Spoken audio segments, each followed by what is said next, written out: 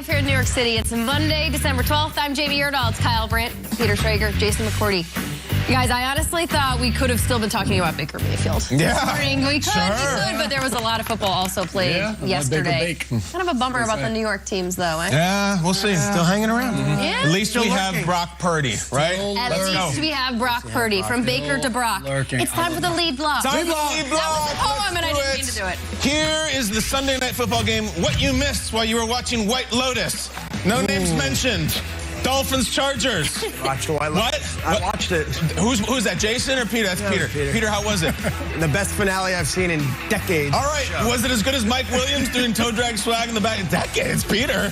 We can't let that slide. Justin Herbert up 10-0, and then things get really weird. You're going to see a fumble from Jeff Wilson Jr., and it bots around, they kicks it around, and it goes into the hands of the most dangerous man on the planet. He's gone. He is gone. Jason McCourty, what did you see on this play? The cheetah is rolling. Gilman, I think, forces the fumble. He goes to flex to the sideline as Tyreek Hill is picking it up. Watch 32 right here. Flex. Weird, right? Dang, there goes the ball. And then it just goes to the worst player in the league if you're the Chargers. But pound for pound, that's what we call him, Austin Eckler. It was a crazy sequence there down at the goal line at the end of the first half in which the Chargers score a touchdown. So, guys, third quarter, 17-7. Where's this high-flying Tua experience? He's got nothing. And there we go. Just watch the jog. It's almost a walk. He's almost going backwards. It's so fun. It must be fun to be him. So he gets another big touchdown. But, guys, other than that, a freak play and a big play to Tyreek. It was coming up bub-kiss for the Dolphins on offense, but they're still down 3. This guy had a game. That is Mike Williams again. He went for 116 yards on 6 catches. They really have missed him, and they got him back. So here they are going to punch it in. Are the Chargers going to get a critical win in the month of December? That would be refreshing. Fourth quarter, Mike McDowell, you're down 6. Onside kick. This is nuts. What? Oh, no. Oh, no, they're going to win. Oh, my gosh, they covered up. That's Nick Neiman from Iowa for the Chargers who get it and who get the win. There's the camaraderie afterwards. Herbert and Tua have now played twice. They played back in 2020. Tua won the first one. Herbert won this one by 6. After the game, both quarterbacks asked where their teams go from here, starting with Justin Herbert, the Oregon Duck.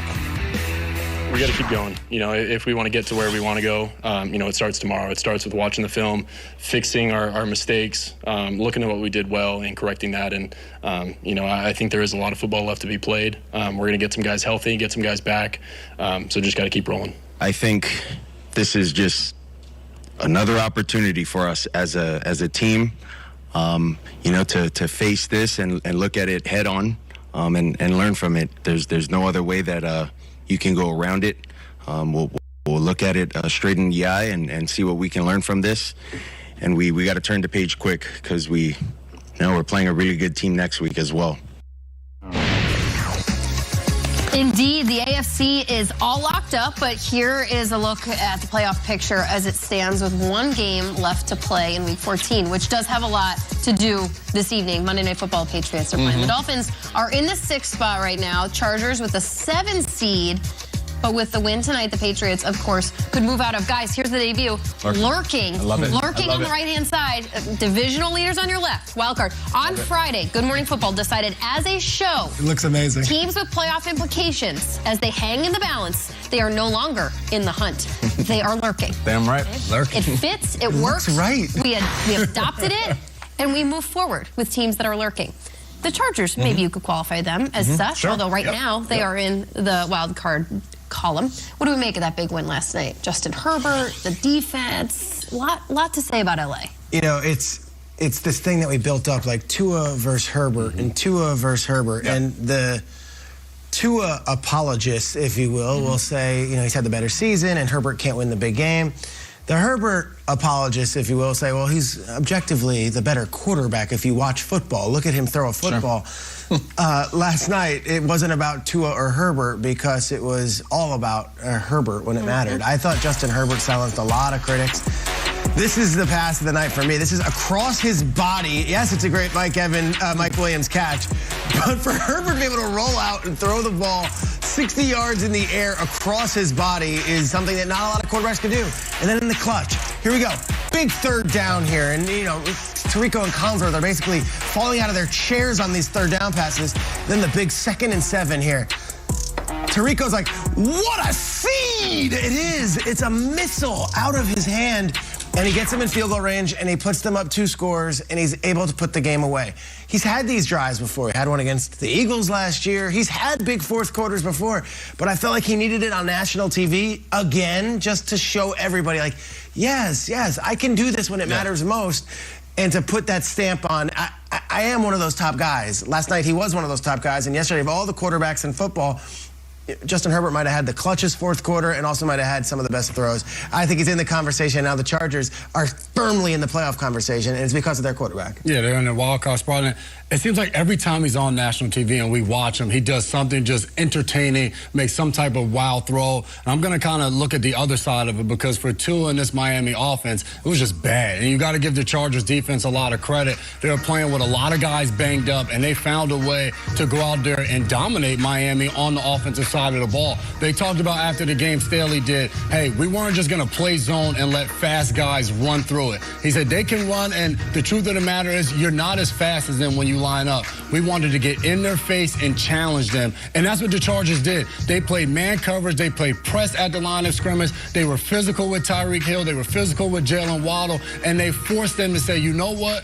beat me. I'm not going to go out there and play scared or play nervous about, hey, this guy may be able to run by me. It's just, no, you're going to have to beat me. You're going to have to get behind me. We watched Michael Davis throughout that game, and Collinsworth and Tirico talked about him all game, challenging, making plays. You see all Tyreek Hill caught the long one on him, but time after time, the first series of the game, they go 3 and out, making pass breakups and challenging these wide receivers, and I think that set the tone and the tempo. I mean, going into the last drive of the game, Tua was 6 of 22 from the field, like 6 of 22, finished 10 of 28, but you just can't win football games like that. Tua problem?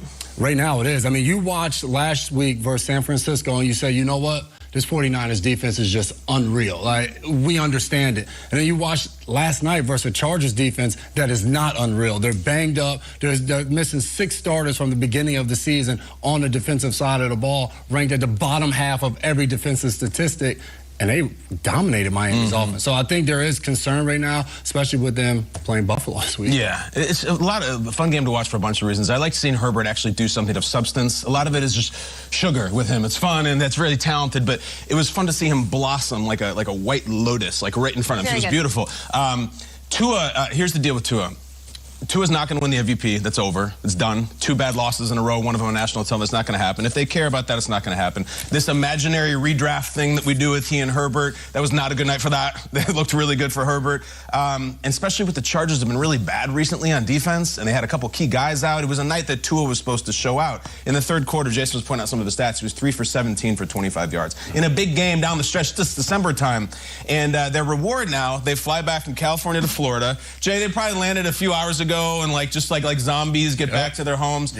And now their reward is a trip to beautiful Western New York on a short week against a team that does not like them, that has not lost in over a month, and is way healthier than the last time that they played. I also look to Mike McDaniel right now. You need to coach. You need to lead. This is not a matter of a dry, pithy quote or even an amazing scheme. This is when you have to pick them up and say, guys, like, we're down, and this is the stretch run, and do we want to lose 3 in a row? Because, like, Buffalo's on fire, and they really have something to prove this week. So we love the McDaniel Tua experience. It's been one of the things about this year that we've really hung our hat on as people who love the sport. I want to see a big week of leadership from Mike McDaniel that does not include press conferences or X's and O's. And I want to see Tua be pissed off. He and Josh Allen are like best buddies or something. Go kill him. Go get him this week, because it's going down right now. These are the tough times. It's never going to be easy. It was a tough night for him. Yeah. It's quickly how easily our adoration for Tua can fizzle over at the drop of a hat. 2 bad losses. And last night it was 55 degrees in Los Angeles. The Dolphins had heaters on their bench, and now they better have double the heaters and when they go to Buffalo, because a little chillier up there, up in northern New York.